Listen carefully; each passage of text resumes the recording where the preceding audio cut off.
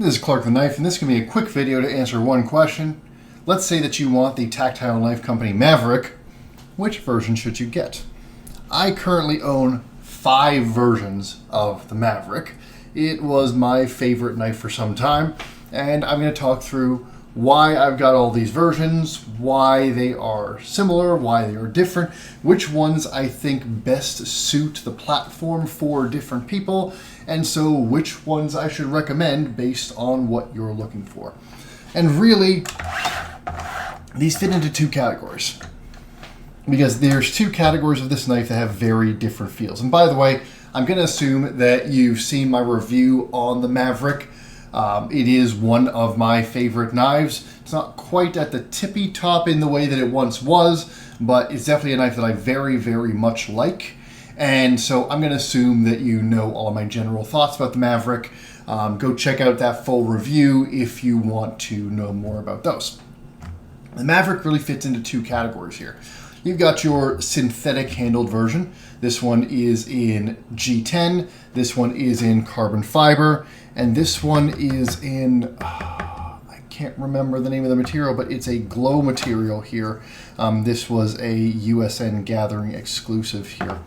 And then you've got your titanium versions here. What I don't have on here is a micarta version, either the black micarta or the natural micarta, but those are going to be pretty similar in terms of overall performance and sort of feel to these G10 versions and these synthetic versions. So let's just put your 2 most common versions right here, because these both seem to be pretty readily available. Your titanium version and your G10 version. So this is, a 3.5-inch knife, and there are 2 big differences between your G10 version and your titanium version. The first is price. As you might expect, your titanium version is $70 more expensive, $349 compared to $279 for your G10 version. That is not a heavy premium for titanium. There are a lot of companies, think about what Demco charges for going to, a full titanium AD20 or AD20S compared to, or even frankly, the AD20.5, which is made overseas. And you compare that to what the G10 versions cost. If you look at what Hinderer charges for a full titanium scaled knife, you look at even what Spyderco sometimes charges when they do full titanium scaled knives.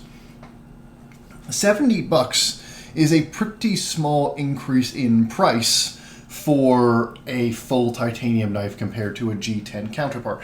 And that's really because, unlike a lot of other knives with a full titanium scale, you've still got liners under the G10 here, and they've got still the same full liners under the titanium here. They designed this knife in a way that I'm sure the machine paths and the machine patterns are very, very close to identical. They might even be entirely identical between these 2 knives, where they didn't, take out liners or do anything to make the knife designed differently when they made a titanium version. So $70 premium. And then the other difference is, as you might expect, weight. This one is just under 3 ounces. This one is just under 4 ounces for a 3.5-inch blade. So the result is this one feels quite light. For a 3.5-inch blade, an 8-inch blade, 3.5-inch blade length, 8 inches overall, 2.8 ounces, this feels very light and agile in the hand. It's very easy to grip this, to, do whatever you want with this. It takes up no weight, no space in your pocket. It does borderline disappear in the pocket. And it's so easy to, grip in whatever grip you want, even if you get, funny grips where you're sort of like holding the blade, things like this, which I will use on occasion. This handle by itself is so light that it really does make the knife feel agile. The downside is when you've got a handle this light, when you start to push it harder, it can feel like it wants to move in your hand a little bit more. When you've got a knife that is heavier, like this one, a more handle-heavy knife, especially as you start to push harder, can feel more ergonomic. It can feel like you've got more control over the blade. And that has been the case with this titanium one. Now, this titanium is also slicker than the G10, just by a little bit. So you do get that sensation as well. But frankly, these chamfers or these flats are significant enough and the tactile texture does give you enough grip, for the light duty tasks that I would use this knife for, I've never felt that this one is too slick, too squirrely, and frankly the ergonomic lines are supporting that in general. It's just a well-designed knife ergonomically. So even in the pocket, because of the super slim carry profile, this thing still carries very nicely even though it is heavier.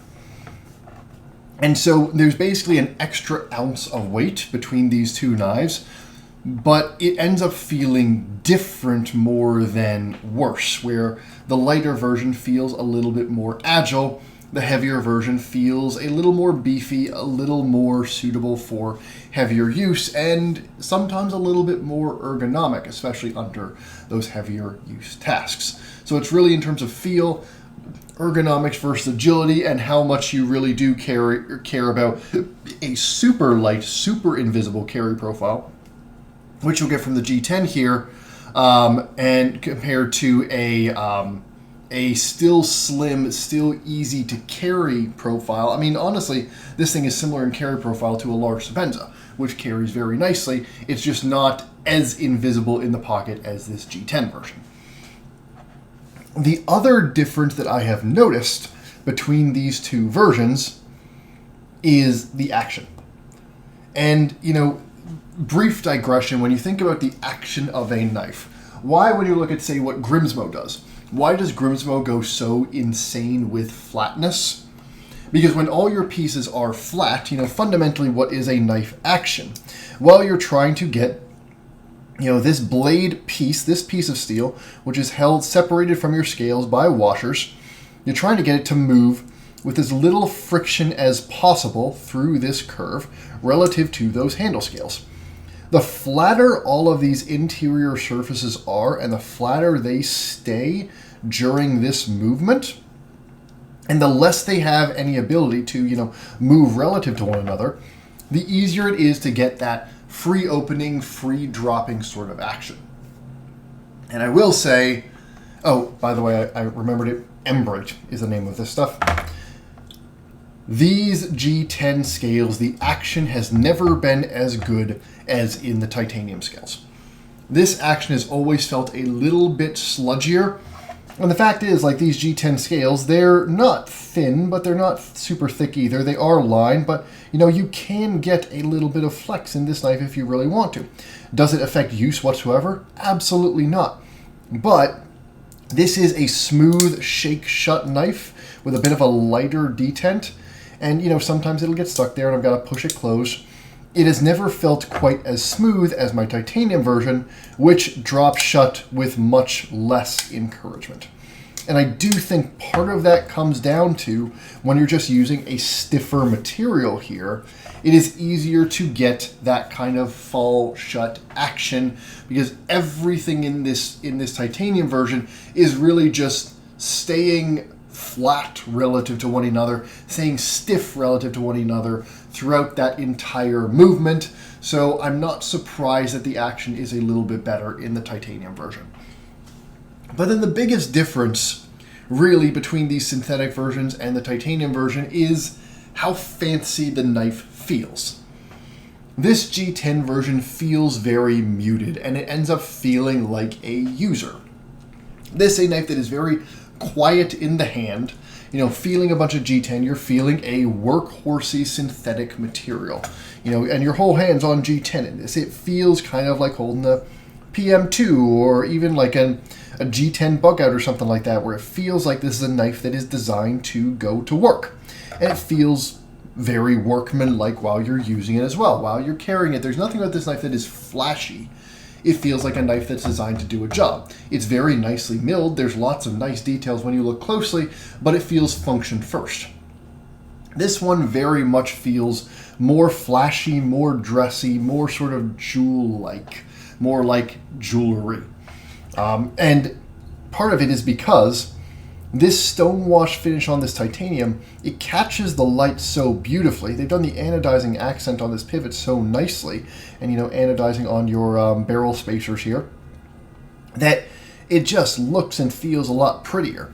Holding metal, just feels more premium. It feels nicer. This feels like a more slick and high-end knife, quite a bit more slick and high-end knife than this G10 version does.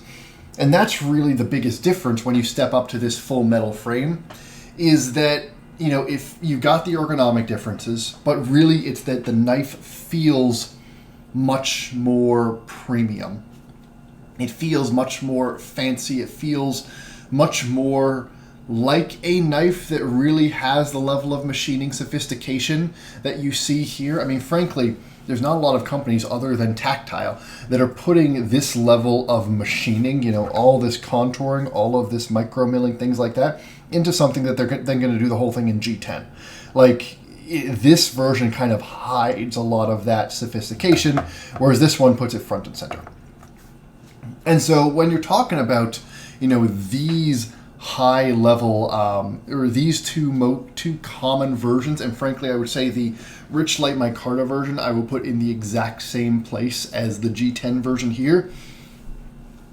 The ergonomic differences we can talk about, you know, the weight differences, but it really does come down to, do you want a knife that is designed for work?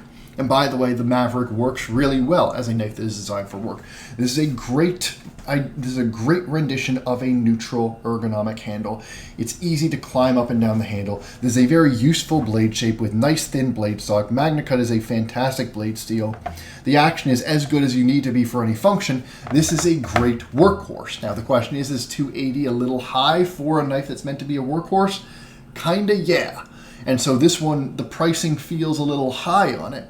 But then this one here, if you want a knife that is fancy, that still has all those great ergonomic features, that still has that great blade design, that great blade stock, this one feels fancier.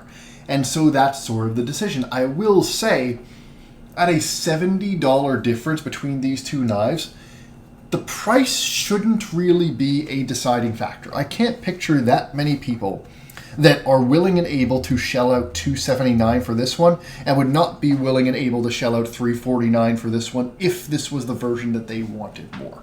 If this price difference was bigger, I would say the price would be an object. But between these two, it really comes down to what feel you want out of this knife, what experience do you want out of this knife? Do you want something more utilitarian or a little bit more premium that is a little bit more showing off that high-end machining? And that should really be your determining factor between the G10 or synthetic versions and the titanium version. Now let's bring in some of the others here. The next most recommendable, I would say, is your carbon fiber versions. They have lots of versions in very cool fat carbons. This one here is Toxic Storm. The contouring really does bring out the best of fat carbon in that you get so many of these cool little squiggles and swirls all through.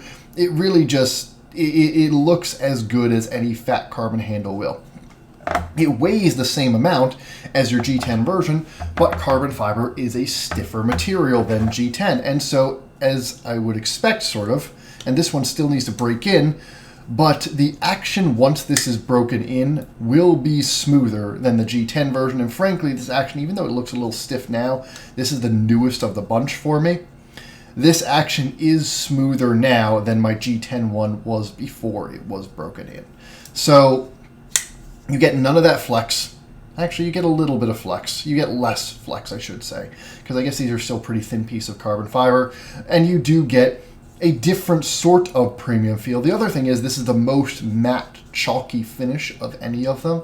I do really like the way that they finish the carbon fiber here. So if you want a little bit more flash than the G10, but you want to keep the weight down, these carbon fiber versions are a really nice option. And it's still because, you know, you still got muted hardware here. You don't have the flash of this titanium. It still does feel a little workhorsey while having a little bit more of that visual interest. So this is approximately the same price as the titanium version. And so if you're comparing between these two, it's really, do you want the kind of loud flash that this one has, or do you like the visual interest of this fat carbon, you know, the more complex handle look here? And really, you know, if you want that lighter weight, but you want something fancier than the G10, check out the carbon fiber versions. Which then brings us to the two rare ones I've got, which are Embright and their quote-unquote X-Factor finisher. Let's call it X-Factor. Don't remember exactly what they call it here. This is Embright. This was a USN Gathering exclusive. This material is basically like G10. You can see it's got even a bit more flex than the G10, but it is glow in the dark. It's sort of your snot green, and this is the snottiest of snot greens. And you can see it's even a little bit transparent like JG10, but it glows in the dark, and it glows quite brightly. Not for that long, but it does glow quite brightly, and that's cool. The other really cool thing is the way that they matted out all of the hardware here. Your thumb stud, your pivot, your lock bar or your bar lock release, your hardware back here, even the clip is all has this really, really nice matte titanium finish. It looks really cool. There is no functional difference between this one and the G10 model. It is purely a looks difference between whether you want this one or this one, and frankly, you're probably going to have a hard time getting this one anyway, because this one was a relatively limited edition, and if you buy it on the secondary market, you're going to pay like $300 for this one compared to like $150 on the secondary market for a G10. So this Embright version, Embright is a very cool material, but this is a collector's piece. It's a very cool collector's piece, and honestly, I would love to see Tactile put some more matte finishes on the hardware, because honestly, the reason that I wanted to get this one was because of the matte hardware more than the Embright. This is cool, and I tend to like Jade G10 and stuff that looks like Jade G10, but this matte hardware, especially this matte thumb stud compared to your whole blade here, looks super, super cool. I want to see them do this more, but this is a collector's piece. Similarly, if I bring in the X-Factor or X-Factor finish, which honestly to me looks like a combination. It looks like they probably bead blasted it heavily and then stone washed it after bead blasting. That's what it looks like to me. I have no data that would indicate that is what's happening, but this is another titanium Maverick. It's the exact same look, the exact same feel as this one, but it's just a darker, sort of moodier finish. This is, I believe, an Urban EDC Supply exclusive. I've seen them floating around the secondary market a little bit. It's just a different look. It's more muted, it's quieter, but I do think it doesn't quite show off that machine work quite as nicely. I thought I would really like this one, but considering it's not even a sort of matte finish, it's still shiny, it's still slick, but it's just a little bit more boring to me. If you really like matte titanium finishes, it's okay, but you're still not getting like that Chris Reeve bead blast that I think a lot of people like in their full matte titanium or their full, grayed out titanium looks. It's just in sort of a bit of a funny spot. The other thing, which is super subtle on this X-Acto finish, but if you look here, look at that bottom edge. So like this bottom corner right here. If you compare the two, and you look at some of the other edges throughout, if you look at this and you even look at, the crowns of your tactile pattern here, whatever they're doing with this X-Acto finish, or X-Acto, this X-Factor finish, it is knocking down the tactile pattern more than the stone wash that they are doing here. That's why I think it's probably a bead blast and a stone wash or something like that, because that would explain it. This one does feel even a bit slicker than this one does. It also, these edges are a little bit more rounded off than on this one. And I think all of those changes make the ergonomics very slightly worse on the X-Factor version than on the titanium version. So this is not a version that frankly I would recommend unless you really like this aesthetic. And so really, it comes down to 3 Mavericks that are worth talking about. And I would say there's a pretty clear, if you like this model and you want to give it a shot, there's a pretty clear use case for each one of these. Let me put the G10 up first. First off, if you are price sensitive, like very price sensitive, the G10 version is the cheapest. And by the way, that is especially true on the secondary market. So this is $279 from Tactile, but these will run you about $150, $160 secondhand. So if you want the cheapest way to try a Maverick, get one of these from Blade Forums or Reddit, and honestly at $150, $160 for a G10 version of this knife, it's a steal. And you're going to get, a fantastic performing knife for that price. This is also the version to get if you really want this as a user. You think that this is going to be a super useful design, which it is, and this is something that you plan to, treat like a PM2, treat like a Tag-A-Doubt, treat like something like that, or it's a knife that you want to just use and beat up. Get the G10 version, it suits that well. Step up to the carbon fiber version, which is about $70 more expensive on the primary market, directly from Tactile, and honestly holds its price pretty well on the secondary market. These are usually like $250 to $300 on the secondary market. Step up to the carbon fiber if the G10 is just a little bit too boring for you, but the titanium is a little too flashy. You still want a knife that is super light, super agile in the hand, super light in the pocket, easy to carry. You don't want to go all the way up to the bulk of titanium, or you really like the lightness of that G10, but you want something that is more exciting than G10. Check out these carbon fiber models. They are, what they have done with this fat carbon really does bring the very best out of the material. It looks very cool. There's lots of different colors. You are going to pay a premium for that, especially on the secondary market relative to the G10 version, but you also are getting a meaningful step up in sort of that flash factor. I do think in general, though, people are going to be most happy with the titanium version of this knife. This design, Richard Rogers' design inspiration and design intent here really does shine the most in this full titanium version, where all the contours, all the different little angles, this tactile finish, all of that can show up the most. On top of that, in use, having a little more handle heft does help the ergonomics a little bit. And frankly, given where these are priced today by Tactile, with this only being a $70 premium for the titanium version over the G10 version, that is a very small premium to go from a G10 handle to a full titanium handle.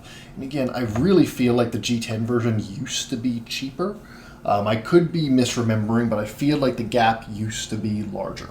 But I would say for most people, this titanium version is probably the best one. I also gave a much higher scoring review to this titanium version than the G10 version. I also think, frankly, the value on the titanium version feels better.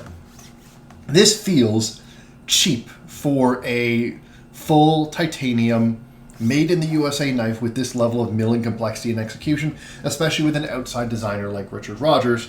This feels expensive for a G10 handled knife, even with all of the same features.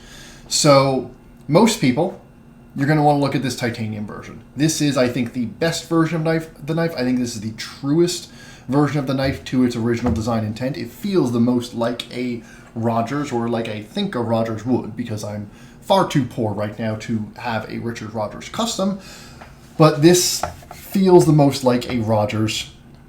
The G10 feels more like a worker. I think most people are going to like this one a lot better. So hopefully between all of that rambling, it gave you a pretty good sense of these different models of the Maverick and gave you an understanding of which one you might like best. Because I think that this is a highly recommendable knife. I think it's a knife that just about everybody who is in this price range should at least give a shot. Most of the QC issues that Tactile once had are no longer present. I will tell you, for me personally, I am going to be probably keeping the titanium and G10 versions, and I am probably going to be selling the rest of these.